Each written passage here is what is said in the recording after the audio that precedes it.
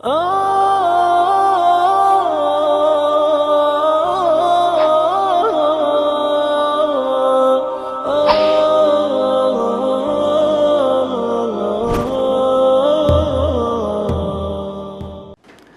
الله الرحمن الرحیم. الحمد لله رب العالمین والصلاة والسلام على سیدنا محمد وعلى آله وصحبه اجمعین و من تبعهم باحسان الى یوم الدین. اما بعد، بینندگان عزیز و گرامی شبکه جهانی وصال حق، السلام علیکم و رحمت الله و برکاته. در خدمت شما عزیزان هستیم با قسمتی دیگر از مجموعه برنامه‌های دیدار ویژه و در واقع این قسمت که در آن مهمان عزیزی رو از ایران، یکی از دوستان عزیز، یکی از دعوتگران نستوه، یکی از کسانی که در این چند سال اخیر به حمدالله چهره ایشون نیز برای شما بینندگان واقعا آشنا هست، کسی که روز و شب را در راستای دعوت دین الهی کوشش و تلاش میکنن. خدمت استاد عزیز استاد محمد باقر سجودی عرض سلام و خسته نباشید دارم.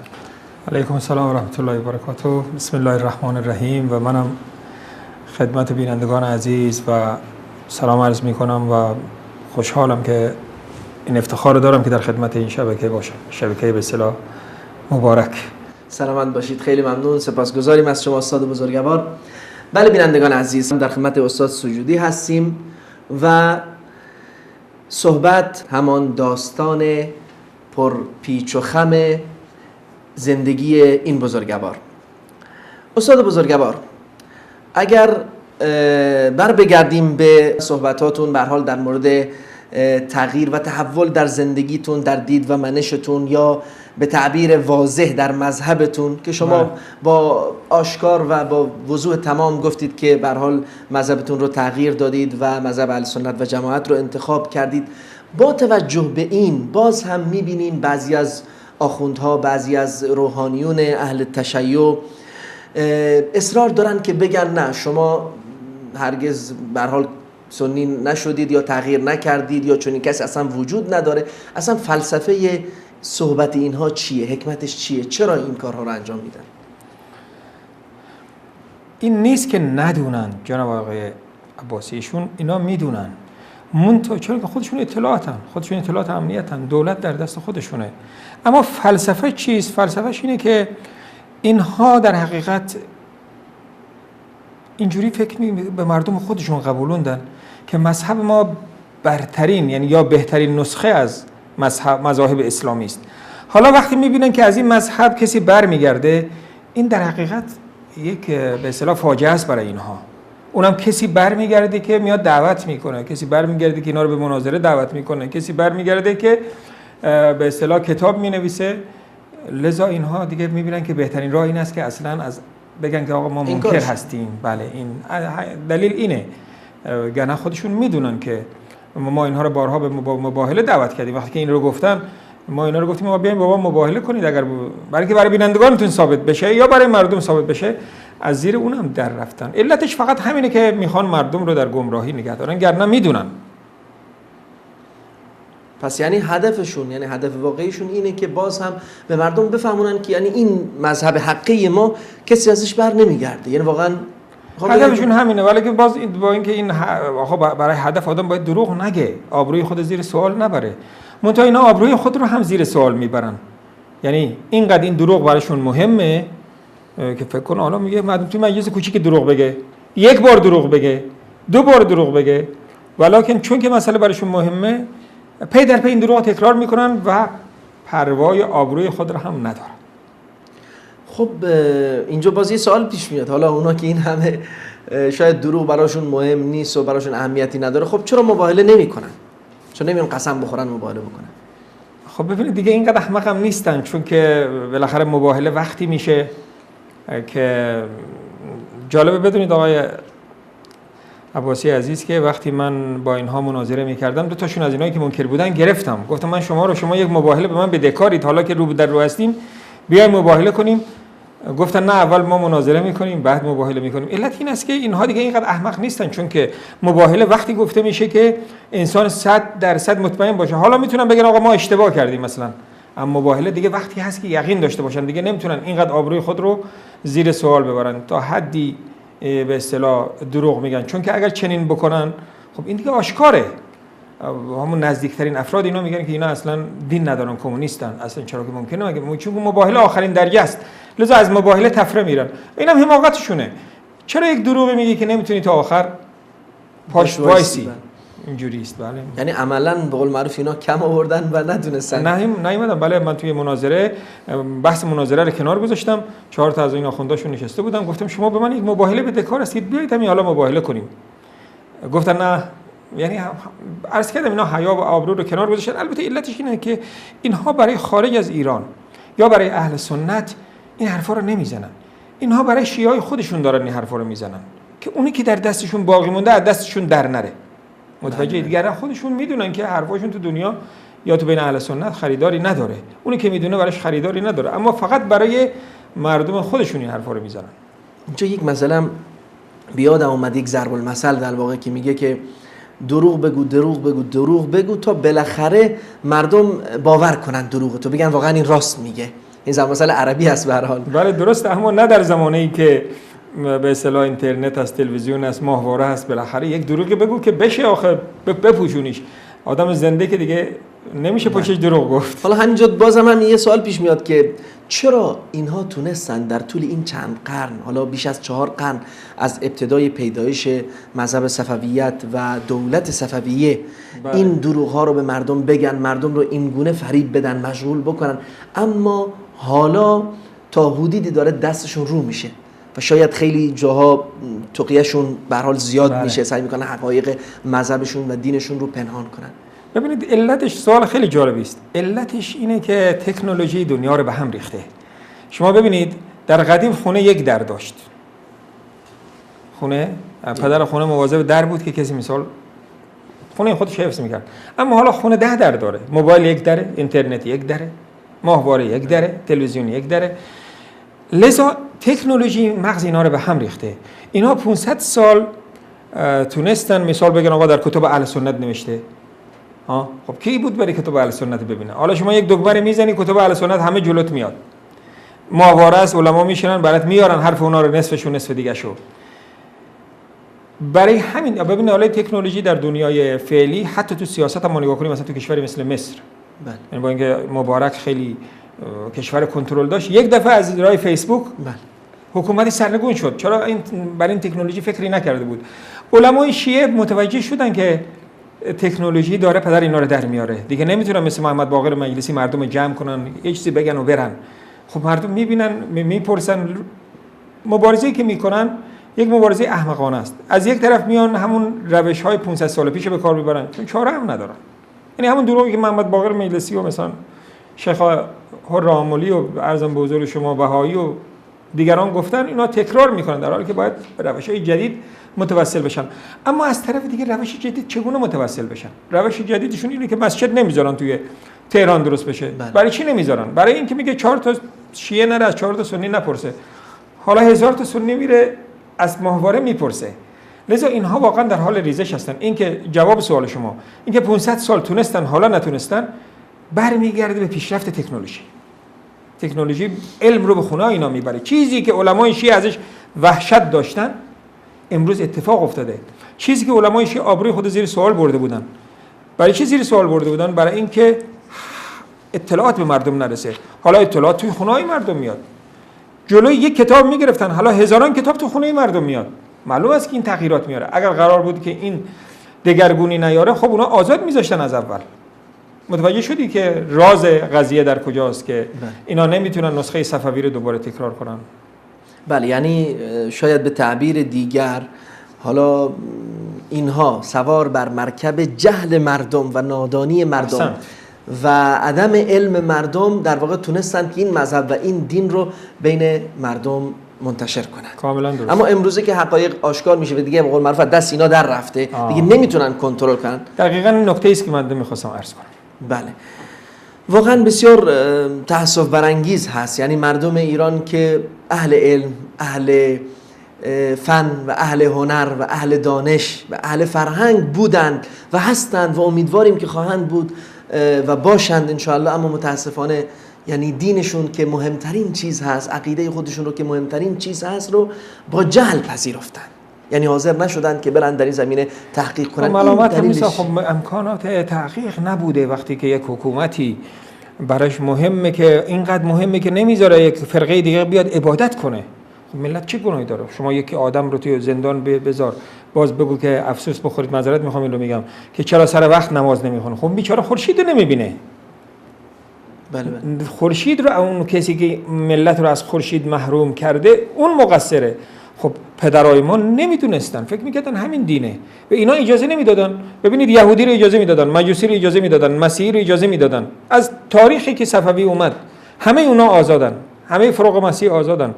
توی همین تهران من یادم میاد در زمان شاه که جلوی من 10 بار مسیحا گرفتن کتابا دادن برای تبلیغ دینشون، اما در همون تهرانی که شاه اینقدر قدرت داشت که مسیح آزاد بود، شاه اینقدر قدرت نداشت که به سنی‌ها که صدها هزار نفر بودن تو تهران یک مسجد بده. علمای شیعه میگفتن که هر غلطی میکنی انجام بده، به سنی مسجد نده، چون که دکان اوناست که دکان ما رو میبنده، اصلی اون میفروشه. ببینید اومدن فقط یک مسجد در زمان شاه بزنن. اینا به شاه ایران اجازه دادن که حجاب از سر زنها برداره، از سر زنهای آخوندا برداره. ساکت نشستن. همین شاه وقتی خواست به مسجد بده نذاشتن. متوجه هستید؟ پس ما نمیتونیم ملت ملامت کنیم. ملت وقتی که خورشید، تکرار میکنم مثال اول خود رو، یک آدم توی اتاق در بسته بندازید، معلوم است که 5 وقت نماز نمیتونه ساعت رو تعیین کنه، باید همینطور بخونه، لذا نمیشه بله. پس ملت ملامت نیست و قابل سرزنش نیست. یعنی چون ملت ما شاید حقیقت رو نمیدیدن، یعنی تنها در از این دریچه بله. از این دریچه تنگ و تاریک بله. اسلام رو میدیدن. البته حرفتون رو قطع کنم، از حالا به بعد شاید که ملت دیگه در روز قیامت خداوند بهشون حجت بگه حجت براتون تموم شد، شبکه‌ها اومدن، اینترنت اومده، این همه کتاباست، شما تحقیق چرا نمی‌کردید؟ شما میدونستید که رئیس جمهور پاراگوئه شب چی پوشیده، رئیس جمهور نیکاراگوئه شب چی خورده؟ در مورد دینتون چرا تحقیق نمی‌کنید؟ از این به بعد طبعا اون عده‌ای که دسترسی به اطلاعات دارن و از اطلاعات میگذرن، طبعا اونها پیش خداوند مسئول هستند. اینجا نتیجه میگیریم از صحبت‌های شما که چیزی که بنده بارها از علمای اهل تشیع، البته نه اهل تشیع، علمای رافضی و صفوی تندرو، اونایی که تقیه ندارند، از اونها هم شنیدم و حتی از علمای بزرگ اهل سنت هنگامی که میخوان در مورد این فرقه صحبت کنن، فرقه صفویه، گفتن که فلسفه وجود اونها تعارض داره با وجود اهل سنت، یعنی وجود اونها یعنی نبود اهل سنت. اونها به وجود اومدن که دین اسلام یا اهل سنت رو نابود کنن. این چون چیزی که شما فرمودید کاملا همینجوره. یعنی اونا مثل این است که دریا موج نداشته باشه، بگیم دریا آرام باشه، خب یعنی موج نداره. یعنی موج وقتی است که دریا ناآرام باشه. اونا در ناآرامی اسلام میخوان. یا مثال بهتری به شما بزنم، شاید کمی بی‌ادبانه باشه، مثال کرمی هست که بر درختی هست، این کرم برای خوردن درخت اومده. متوجه هستید؟ لذا اساس همین است. شما از مذهب شیعه اگر اعتراض به صحابه رو بگیری و شرک رو بگیری، دیگه چیزی براش نمیمونه که. اصلا مذهب شیعه برای این اساس به وجود اومده که حق به قول خودش بعضی از صحابه توسط بعضی دیگه خورده شده و این وکیل مدافع اون 4 نفر شده برای اینکه همه صحابه رو بکوبه، برای اینکه زنهای پیامبر رو بکوبه، برای اینکه خود پیامبر رو زیر سوال ببره. و تازه پیرو اون 4 نفر هم نیست، عملا پیرو اون 4 نفر هم نیست، چرا که خودشون میگن که اون 4 نفر حضرت علی، حضرت سلمان، حضرت ابوذر سکوت کردن، همکاری کردن، ولی خودشون نه سکوت میکنن نه همکاری میکنن، تسبیح لعنت میفرستن. پس این یک دینی است که خدا میدونه که به اصطلاح چگونه خجالت نمیکشه. یعنی اینکه میدونیم چرا به وجود اومده برای از بین بردن اسلام، ولی چرا با این چیزای متضاد اینا حیا نمیکنن، خجالت نمیکشن و زبان خود رو در کام نگه نمیدارن. سبحان الله، واقعا درست میفرمایید.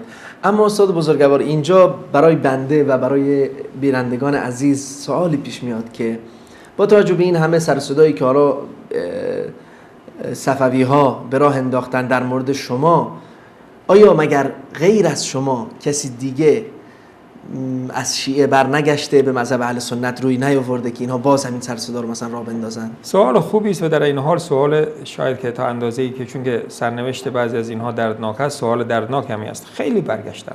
ببینید، ولی این برگشتن ها به چند روش بوده، همش به روش من برنگشتن. من که برگشتم فهمیدم دیگه انسان، میگه خداوند رحمت کنه اون مردی که قدرت خود رو میشناسه. میدونستم که قدرت من اینقدر نیست که من تو ایران با اونا مقاومت کنم. چون که علمش هم نداشتم. حالا زمان اینترنت شما میتونی علم کسب کنی، اون موقع دیگه بالاخره بسته بودیم، 4 تا سوال جواب نمیتونستیم بدیم، باز در فتنه میافتادیم.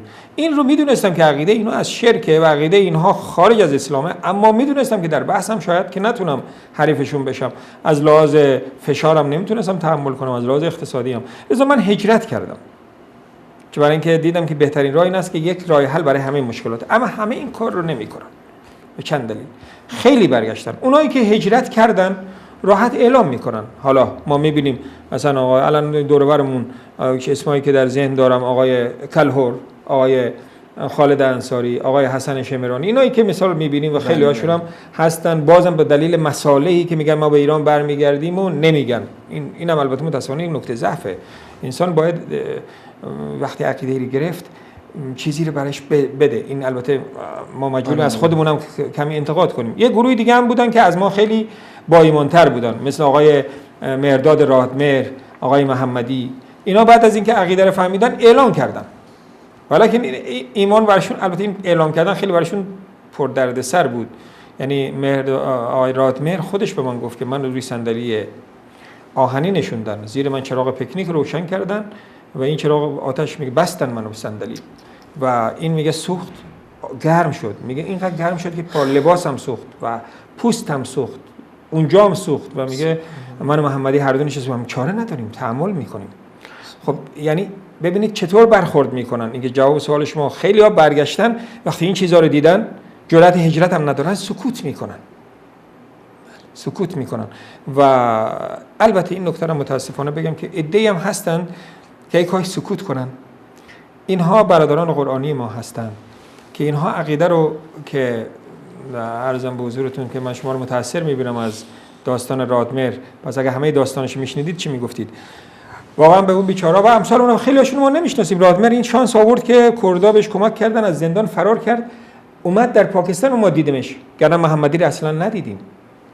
به گفته رادمهر میگه، حتی حالا گفتنش هم شاید زیاد جالب نباشه، میگه خانم رادمهر، خانم محمدی را میگه در صف نانوایی بود، میگه همین سپاریخ، همین به اصطلاح امن دولتی ها، میگه ایشون رو وقتی که کشیدن میگه پیراهنش رو پاره کردن، سینه‌اش بیرون افتاد. یعنی تا این حد وحشیگری اینها انجام میدادن و از این بدتر. به هر حال گروهی چهارم گروهی هستند که وقتی این فشارها رو دیدن، هجرت هم اصلا اسم هجرت هم نشنیدن، میترسن، میگه آقا ما خارج چیکار کنیم؟ نمیگه که توکل باید به خدا کرد، یا میگه دوره حضرت ارزم به حضورتون که پیامبر نیست که مدینه اسلامی باشه، نه حبشه که بود، ما وقتی بیرون اومدیم دنبال حکومت اسلامی که نبودیم. اون گروه چهارم باز اینجوری کردن که توحید گرفتن، ولی برای اینکه از فشار دولت ایران در امان بمونند، ارزم به حضورتون که از فشار دولت ایران در امان بمونند، اینها دیگه هم شیعه رو بد میگن هم سنی رو بد میگن، ولیکن در حقیقت اونها به ما نزدیکن. منتها فشار دولت است که اینها رو چیز کرده. ولیکن خیلی هم سکوت کردن، این توجه داشته باشید، خیلی هم سکوت کردن به خاطر اینکه موقعیت اجتناب ایجاب نمیکنه. حالا خیلی ها تو تلویزیون‌ها که زنگ میزنن بعد گم میشن. درست. شما ببینید، ما میبینیم تو تلویزیون‌ها زنگ میزنن بعد میبینید که نیست. لذا باید احتیاط کنن. به نظرم تلفن مستقیم هم زنگ نزنن، توسط اینترنت اینا تماس بگیرن. حالا قبل از این استاد در مورد قرآنی‌ها شما صحبت کردید. بله. اینجا یک سوالی برای بنده پیش میاد. خب بعضی از قرآنی‌ها عملاً ما میبینیم که مخالفت خودشون رو با صراحت با سنت اعلام میکنن. بعضی از اونها، من نمیگم همه اونها، بله. و میگن حتی بعضی ها مدعی هستند که سنت یا برخی از سنت با قرآن تعارض داره. اینجا من به نظرم توضیح در این زمینه شما بفرمایید که اصلا چرا اینها این موضع گیری رو انتخاب کردن. ببینید، میگه مارگزیده از ریسمان سیاه و سفید هم میترسه. اونا احادیث شیعه رو دیدن، کافی رو دیدن، کلینی رو دیدن، مجلسی رو دیدن، بهارالانوار رو دیدن، من لا یزال الفقیر رو دیدن، فکر میکنن، قیاس میکنن. و مزید بر علت این است که تا حالا اونا هم از دریچه اهل شیعه با اهل سنت آشنا بودن. برای مثال بگم، به من همیشه میگفتن که بر من این تو عقیده تو ذهن من جا افتاده بود، در حالی که من با اینکه من شیعه رو ول کرده بودم، منتها از علمای شیعه این عقیده غلطی گرفته بودم که اهل سنت همیشه پیرو حاکم هستن، ولو که حاکم کافر باشه، ولو که حاکم، یعنی احادیث رو میان میخونن، نصفه میخونن یا برداشت غلط میکنن، چون که ما از گوش زبان دیگه نمیشنیدیم و اینا نمیشنون، اون تو دلشون جا میفته و چون که سوء ظن دارن به احادیث اونا فکر میکنن حدیث مثل امام زمان شیعه و امام زمان سنی مثال. خب معلومه که اون یا به اصطلاح عرض به حضورتون که احادیث اونها غلطه. لذا یک علتش اینه، متوجه هستید که این مردم از زبان اونها میشنون و البته گفتم یک علتش هم این است که اینها به خاطر اینکه از چوب شلاقی که مهرداد رادمهر خورد در امان بمونن دیگه سعی میکنن بگن آقا ما سنی نیستیم، چون که دولت ایران میگه ملحد باش، حضرت علی رو فوش بده. ما میبینیم تا وقتی که تلویزیونایی که حضرت علی حضرت فاطمه زبانم لال به اونا توهین وحشتناک میکردن که حتی الان من که به یاد میارم عصبانی میشم، ولی به سر شبکه‌های اونها ایران پارازیت نمینداخت. همین که شبکه وصال حق و کلمه و نور و شبکه‌های توحیدی پیدا شد پارازیت یادش اومد. متوجه هستید؟ یعنی یه علتش این است که اونها قرآنی‌ها، یه علتش همین است که اطلاع ندارن و یک علتش این است که کم علم هستن. فشار هست. پس اطلاع نداشتن، اطلاع یا ندانستن یا غلط بهشون رسیدن. فشار سیاسی موجود و همچنین به قول معروف مارگزیده بودن، یعنی تجربه نادرست قبلی مثلا مارگزیدشون رسمان سیاسفید هم که میبینن از جا میجهن. یعنی الان اون دید اونها دیگه نسبت به کل احادیث و کل روایات یک دید منفی هستش. بله این است که اونا تحت فشارن، بیان با ما مناظره کنن، ما هر اشکالشون رو میتونیم برطرف کنیم، اما حتی اجازه مناظره هم به اونا داده نمیشه تو ایران. بله کسانی که تو داخلن طبعا و خارج بسم الله کنن بیان اشکالی دارن بپرسن. و یک حدیث صحیح ما نیست که جای سوال داشته باشه. بله خب اینجا در این صحبتی که شما فرمودید یک سوالی برام وجود اومد. شما به طور مختصر چیزی به پایان وقت برنامه نمونده، این قسمت برنامه در واقع اگر شما لطف کنید فرق بین روایاتون از دید خودتون، چیزی که شما دیدید، چون قبلا به هر حال روایات اهل سنت و روایات اهل تشیع، چون هر دو رو تجربه کردید، در هر دو مذهب بودید، حالا یک فرق شاید مهمترین فرق یا تفاوت بین این دو نوع روایات رو اگر بگید برای بینندگان عزیزمون. واقعا سوال خیلی جالبی است. ببینید مهمترین فرق این است که روایات شیعه یعنی اصلا سند نداره. یعنی شما نمیتونید یک کتاب به من نشون بدید جناب آقای عباسی از این همه عالم شیعه است، همین حالا 60,000 ما آخوند و آخوندچه و آیت الله عظما و مختلف علامه داریم، اینها نیومدن حتی احادیثی رو که از نظر اینها متفق هستن که این حدیث صحیحه، مثلا حدیثی که حسن پسر علیه، اینم نیومدن تصحیح کنن. اینها یک کتاب ندارن که احادیثش رو صحیحش رو نوشته باشن، حالا که اهل سنت تمام احادیث خودش رو به نظرم اینه سندش بررسی کرده، حسن و صحیح رو جدا کرده و اونی که قابل عمل و اعتقاد میدونه رو برای ما روشن کرده. به نظرم این بزرگترین فرقی که اگر واقعا این آقا این خونه ای که داره مال خودشه سندش نشون میده. بله. ولی چجوری سند نشون بده؟ مهمترین کتابشون کتاب حدیثشون عرضم بزرگ شما نهج البلاغه است که در قرن پنجم نوشته شده بدون اینکه حتی یک سند داشته باشه. و بعضیاشون هم اعتراف کردن این که نمیتونیم به سند نهج البلاغه کاملا اعتماد بکنیم. به هیچ کتابشون سند نداره. حالا بخاری حالا مگر نهج کافی نیست که میگه بهترین کتاب ما، صحیح ترین کتاب ماست. خب بگو چند حدیث صحیحه، 10 تاشو به ما نشون بده. حالا چرا نشون نمیدن؟ اینم یک رازی است. خب اگر نشون بدن که آقا این حدیث صحیحه، خب میگیم سند حدیث برای ما بخون.